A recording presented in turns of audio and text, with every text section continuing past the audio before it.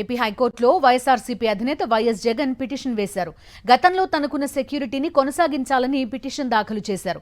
ప్రభుత్వం ఏకపక్షంగా తనకున్న సెక్యూరిటీని తొలగించిందని, తనను అంతమొందించడమే కూటమి ప్రభుత్వం లక్ష్యంగా పెట్టుకుందని పిటిషన్లో పేర్కొన్నారు.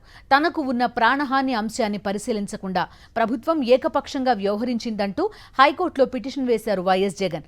తనకు కేటాయించిన బుల్లెట్ ప్రూఫ్ వాహనం కూడా సరిగా లేదని ఈ పిటిషన్లో పేర్కొన్నారు. పూర్తి డీటెయిల్స్ అందిస్తారు మా కరెస్పాండెంట్ రవీందర్, తాడేపల్లి నుంచి లైవ్లో సిద్ధంగా ఉన్నారు. చెప్పండి రవీందర్, చూస్తున్నాం హైకోర్టును ఆశ్రయించారు. తనకున్న సెక్యూరిటీ గతంలో ఏదైతే ఉందో దాన్ని కొనసాగించాలని, అదేవిధంగా ఎంత దారుణమైన కార్ తనకి కేటాయించారో అనే అంశాన్ని కూడా ఈ పిటిషన్లో పేర్కొన్నట్టు చెప్తున్నారు. ఏమేమి అంశాలు ఉన్నాయి ఇందులో, డీటెయిల్స్ ఏంటి?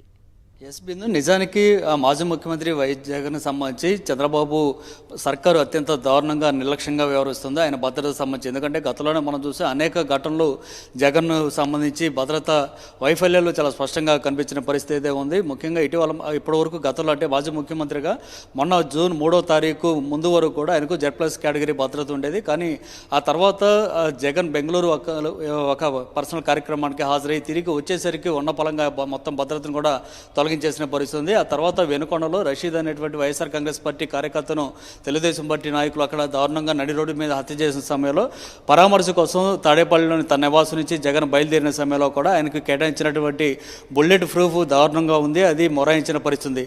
తాడేపల్లి నుంచి హైవే ఎక్కడానికి కూడా దాదాపు 10 నిమిషాల పైగా సమయం పట్టిందంటే ఎంత దారుణమైన వెహికల్ని ప్రభుత్వం ఏర్పాటు చేసిందనేది కూడా మనం అర్థం చేసుకోవచ్చు. ఆ విధంగా అంటే జూన్ 4వ తారీఖున కౌంటింగ్ అయిపోయిన తర్వాత ఫలితాలు వచ్చినప్పటి నుంచి కూడా జగన్ సంబంధించి ఆయన సెక్యూరిటీ పరంగా అత్యంత దారుణమైన నిర్లక్ష్యాన్ని చంద్రబాబు ప్రభుత్వం అయితే చేస్తూ ఉంది. అందులో భాగంగానే ఇటీవల వెనుకొండ వెళ్ళే సమయంలో జరిగినటువంటి సంఘటనలు చెప్పుకోవచ్చు. అంతకుముందు కూడా ప్రతిపక్షంలో ఉన్నప్పుడు అంటే 2018 సమయంలో కూడా విశాఖ ఎయిర్పోర్ట్లో ఆయన అత్యంత దారుణంగా హతమార్చేందుకు జరిగిన హత్యాయత్నం ఘటన కూడా దేశవ్యాప్తంగా అప్పట్లో సంచలనం రేపిన పరిస్థితి చూసాం. తర్వాత ఇటీవల ఎన్నికలకు ముందు విజయవాడ నడిబొట్టున రాయి తీసుకొని కొట్టి హతమార్చే ప్రయత్నం కూడా జరిగింది. ఇలాంటి ఘటనలు అనేకం వరుస వెంబడి చోటు చేసుకున్నప్పుడు కూడా కావాలని ఉద్దేశపూర్వకంగా జగన్ మీద ఇలాంటి దాడులు జరగాలనేటువంటి ఉద్దేశంతో చంద్రబాబు ప్రభుత్వం ఆయన భద్రతను పూర్తిగా తగ్గించేసిన పరిస్థితి ఉంది. సెక్యూరిటీ రివిజన్ కమిటీ సమావేశం సందర్భంగా కనీసం జగన్ కూడా ఈ సమాచారం అందించకుండా ఈ సెక్యూరిటీని ఉన్న పలంగా తొలగించేసిన పరిస్థితి ఉంది. ప్రస్తుతం అయితే ఇంతకుముందు Z+ కేటగిరీ భద్రత ఉండేది. ఈ సందర్భంగా భారీగా పోలీసులు ఉండేవారు, రోప్ పార్టీ ఉండేది, తర్వాత బెటాలియన్కి సంబంధించినటువంటి సిబ్బంది ఉండేవారు, మెటల్ డిటెక్టర్తో చెకింగ్లు ఉండేవి, ఇలాంటి అన్నీ కూడా ఉండేది ముఖ్యమంత్రి స్థాయిలో. అయితే ఆ స్థాయిలో లేకపోయినా కనీసం ఒక మాజీ ముఖ్యమంత్రికి ప్రతిపక్ష నాయకుడికి ఉండాల్సినటువంటి స్థాయిలో అయినా భద్రత కల్పించాలని జగన్ కోరుకుంటూ ఇప్పుడు హైకోర్టును కూడా ఆశ్రయించిన పరిస్థితి. కానీ చంద్రబాబు సర్కారు మొదటి నుంచి నిర్లక్ష్యంగా వ్యవహరిస్తున్న పరిస్థితి కొనసాగుతున్న నేపథ్యంలో ఎప్పటికీ అనేక మార్లు చెప్పినా కూడా చంద్రబాబు సర్కారు పట్టించుకోకపోవడంతో ఇప్పుడు నేరుగా వైఎస్ జగన్ హైకోర్టును ఆశ్రయించారు. ప్రస్తుతం ఉన్నటువంటి భద్రత చూస్తే ఒక DSP, ఒక RSOతో పాటు 6 కానిస్టేబుల్ మాత్రమే ఉన్నారు. వారు కూడా ఇద్దరిద్దరు చొప్పున మాత్రమే 3 షిఫ్ట్లో ఉండే పరిస్థితి. అంటే ఎప్పుడైనా సరే జగన్ బయటకు వస్తే ఆయనతో కేవలం 4 మాత్రమే పోలీసు సిబ్బంది ఉంటారు. అంటే ఒక DSP, ఒక CI, 2 కానిస్టేబుల్ మాత్రమే ఉండే పరిస్థితి మాత్రమే ప్రస్తుతం ఉంది.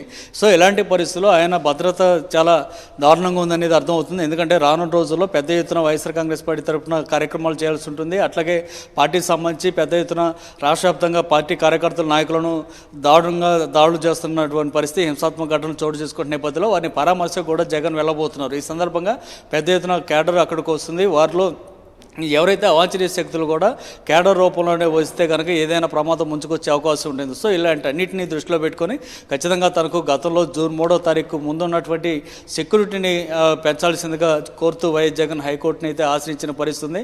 ఇటీవల జరిగినటువంటి ఆ వెనుకొండ ఘటన సంబంధించి ఇచ్చినటువంటి బుల్లెట్ ప్రూఫ్ వెహికల్ దగ్గర నుంచి పోలీస్ సెక్యూరిటీని అత్యంత దారుణంగా తొలగించినటువంటి వైనం మీద అంటే ఇదంతా కూడా చూస్తుంటే ఖచ్చితంగా కక్ష సాధింపు చర్యలో భాగంగానే జరుగుతుందనేది వైఎస్ జగన్ చాలా స్పష్టంగా తెలియజేసిన పరిస్థితి కనిపిస్తూ ఉంది. రానున్న రోజుల్లో క్షేత్రస్థాయిలో పర్యటనలు అయితే చేయాల్సి ఉంటుంది. అటు ANC ప్రాంతం నుంచి ఇటు ఫ్యాక్షన్ గ్రామాల వరకు ప్రతి చోటకి వైఎస్ జగన్ వెళ్ళబోతున్నారు. అందుకోసం ఎప్పటిగా ఒక రూట్ మ్యాప్ను కూడా రెడీ చేస్తున్నటువంటి పరిస్థితులు కనిపిస్తున్నాయి. సో ఇలాంటి పరిస్థితుల్లో ఖచ్చితంగా సెక్యూరిటీ అయితే అవసరం. సర్కారు దీన్ని పట్టించుకోకపోవడం పరిస్థితి ఏర్పడింది. ఖచ్చితంగా హైకోర్టు దీనిపై స్పందించి చంద్రబాబు ప్రభుత్వానికి గట్టిగా వార్నింగ్ ఇవ్వడం ద్వారా జగన్కు సెక్యూరిటీ పెంచాలనేది ఇటు వైఎస్ఆర్ కాంగ్రెస్ పార్టీ సంబంధించినటువంటి కార్యకర్తలు కూడా కోరుకుంటున్న పరిస్థితి అయితే కనిపిస్తుంది. బిందు. రవీందర్, గతంలో మాజీ ముఖ్యమంత్రిగా చంద్రబాబు నాయుడు కూడా ఉన్న పరిస్థితి. ఆయనకి జెడ్ కేటగిరీ, Z+ కూడా అప్పట్లో సెక్యూరిటీ ఇచ్చేవాళ్ళు. మావోయిస్టుల దాడి నేపథ్యం, అప్పుడు జరిగిన ఘటనలు, వీటన్నింటి నేపథ్యంలో ఇప్పుడు అలాంటి పరిస్థితులు లేవు. కానీ రాష్ట్రంలో శాంతి భద్రతలు ఏ విధంగా ఉన్నాయి అనేది ఇక్కడ ప్రధానమైన క్వశ్చన్గా కనిపిస్తోంది. నంద్యాల ఘటన చూసాం, వినుకొండలో పరిస్థితులు చూసాం. ఇలాంటి పరిస్థితుల్లో ఇలా సెక్యూరిటీని తగ్గించడం, లేకపోతే కనీసం బుల్లెట్ ప్రూఫ్ వాహనం కూడా సరైంది ఇవ్వకపోవడం అనేది ప్రధాన అంశాలుగా కనిపిస్తున్నాయి.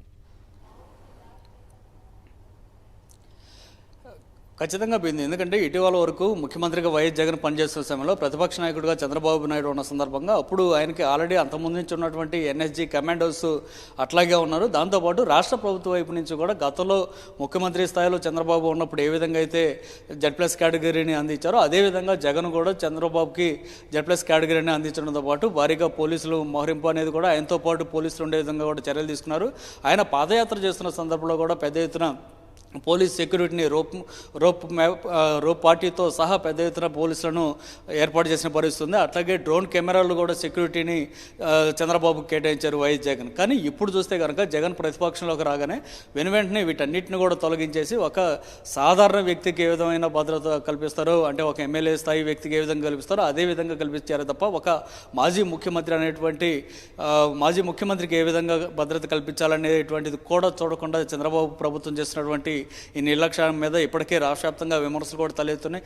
ఇప్పటికీ గతంలో మనం చూస్తే జగన్ పాదయాత్ర సందర్భంగా కూడా కనీసం అక్కడ ఉండేటువంటి రోపు పార్టీని కూడా తీసేసిన పరిస్థితులు కూడా గతంలో మనం చూసాం.